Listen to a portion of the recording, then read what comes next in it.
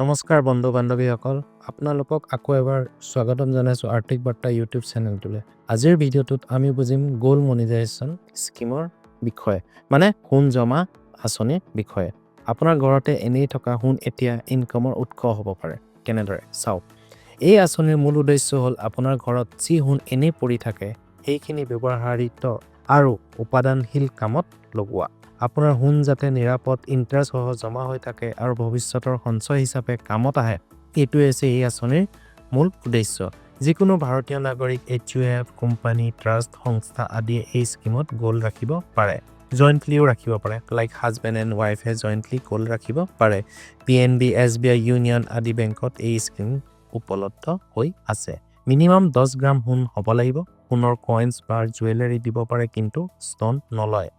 মেক্সিমামৰ কোনো সীমা নাই দুই ধৰণৰ আঁচনিত গোল্ডখিনি ডিপজিট কৰিব পাৰি short term bank deposit STBD আৰু মিডিয়াম বা long term government deposit MLTGD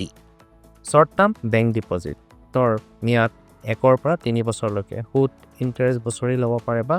maturity একেলগে ল'ব পাৰে normally interest rate 0.50% to 0.75% redemption কৰা সময়ত মানে বেংকৰ পৰা উভতাই লোৱা সময়ত সোণৰ দাম অনুসৰি সোণখিনি যিমান দাম হয় সেই পৰিমাণৰ টকা আপুনি লৈ যাব পাৰে আৰু সোণখিনি উভতালেও